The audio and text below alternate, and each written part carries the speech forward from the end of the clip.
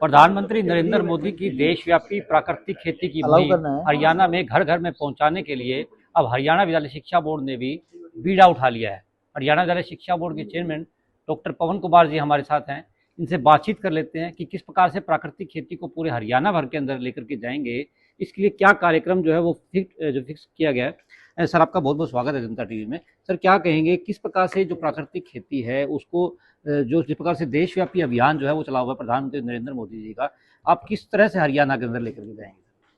सबसे पहले तो मैं जनता टीवी का हार्दिक धन्यवाद करना चाहूँगा कि आपने कवरेज के लिए समय निकाला। जैसे कि आपने बताया,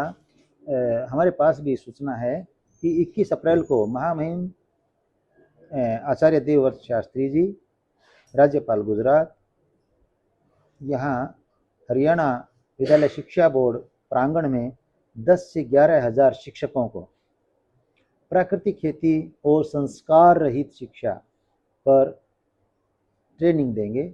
और इसमें आपने जैसे क्वेश्चन किया कि प्राकृतिक खेती के बारे में क्या मुख्य उद्देश्य है और क्या इसके पर्सपेक्टिव्स हैं, यानी आने वाले समय में इसके क्या लाभ हैं, मैं बताना चाहूँगा कि जिस प्रकार से केमिकल फर्टिलाइजर्स और इंसेक्टिसाइड और पेस्टिसाइड्स का अंधाधुंध प्रयोग हो रहा है, इससे हमारी खेती या यूँ कि ये फसलें उगाने लायक जो ज़मीन है उसमें माइक्रोब्स जितने भी हैं, चाहे माइक्रोब्स डिकम्पोजर्स यानी बैक्टीरिया हों, चाहे वो फंजाई जैसे जो ऑर्गेनिक मैटर को गलाते सड़ाते हैं वो हों, चाहे फिर इंसेक्ट्स हों जो ज़मीन को पोरस बनाते हैं, पोर्स अपने रहने के बिल वगैरह बनाते, जैसे पोर्स जो बनाते हैं जिससे एरिएशन होता है ज़मीन का, वो हों, सभी ख़त्म हो चुके हैं। इसके अलावा जब केमिकल ज़्यादा हो जाते हैं, केमिकल फर्टिलाइज़र का ज़्यादा उपयोग किया जाता है, तो ऐसी अवस्था में जो इम्पोर्टेंट कॉन्स्टिट्यूएंट्स, माइनर एलिमेंट्स जिन्हें बोलते हैं, मिनरल्स जो होते हैं, 19 मिनरल्स टोटल चाहिए होते हैं एक कोशिका में, या यूँ कहिए कि एक प्लांट या एक एनिमल को, तो वो सारे के सारे डिस्टर्ब हो जाते हैं, क्योंकि पौधे के आसपास जो पीएच है सोइल की वो डिस्टर्ब हो जाती है, उनका एब्जॉर्प्शन नहीं होता। तो ये बिल्कुल वास्तव में ऐसे वैज्ञानिक तथ्य हैं जिनके ऊपर बड़ी ध्यान देने की आवश्यकता है। और माननीय प्रधानमंत्री महोदय ने इस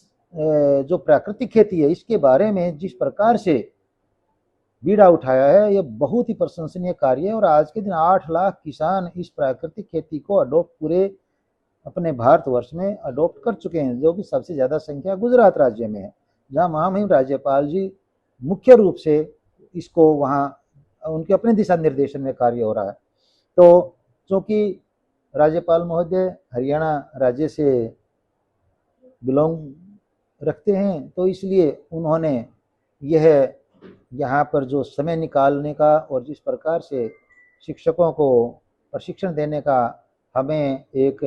अवसर दिया है, इसके लिए हम बड़े अनुग्रहित हैं। और हम आशा करते हैं कि न केवल शिक्षक साथी बल्कि अन्य जो नागरिक गण हैं या प्रबुद्ध नागरिक गण जो हैं वो भी इसका फ़ायदा उठाएंगे। सर, ये कार्यक्रम जो है वो किस तरह से आयोजित किया जाएगा और क्या मानते हैं सर, शिक्षक जो प्रशिक्षण लेंगे किस प्रकार से वो जो स्कूलों में जाकर के या गाँव में जाकर के इसको आगे बढ़ा पाएंगे?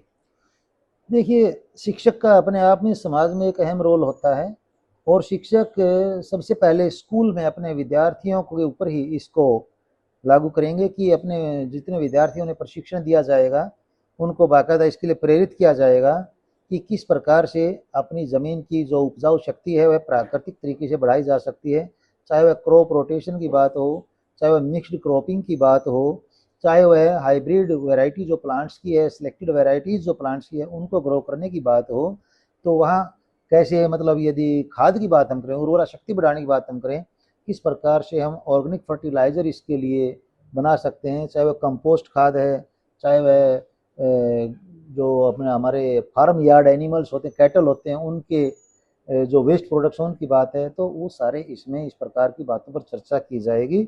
और शिक्षक साथी अपने खुद के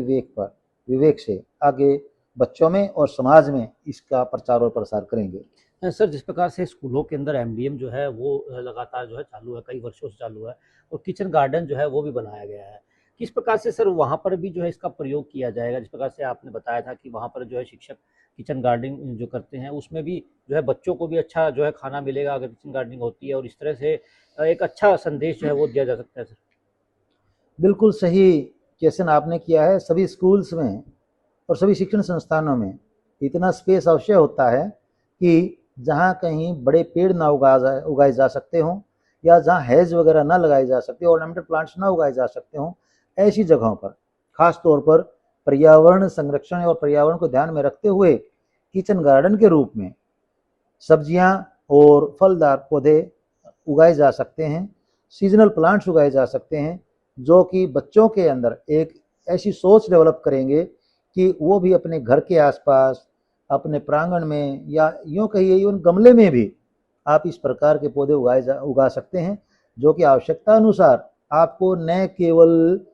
आवश्यकता की रोज़मर्रा की जो प्रोडक्ट हैं वो देंगे, बल्कि आपको एक ग्रीन एनवायरनमेंट भी देंगे। और हरे पौधे को या फलदार पौधे को तो सुबह उठकर देखना ही अपने आप में बड़ी सौभाग्य की बात होती है। उदाहरण के तौर पर मैं वैसे ये बात अनऑफिशियली आपको बताना चाह रहा हूँ। जब मैं रिसर्च स्कॉलर था तो मैंने अपनी किचन जो हमारे घर की थी उसकी छत के ऊपर मिट्टी डालकर, पक्की छत थी वो,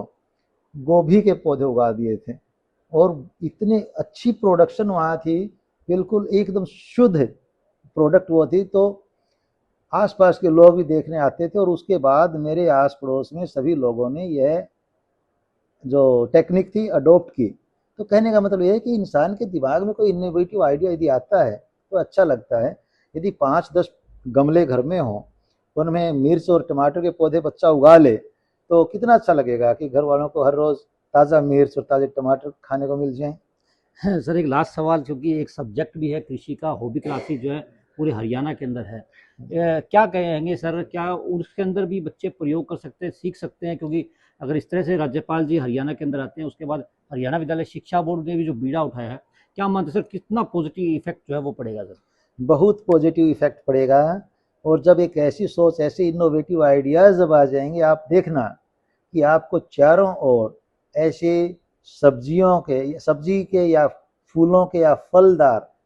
पौधे और बड़े पेड़ वो आपको चारों ओर दिखाई देंगे। ये ऐसा मेरा अपना एक प्रजम्पशन है, मेरी अपनी एक ऐसी एक्सपेक्टेशन है।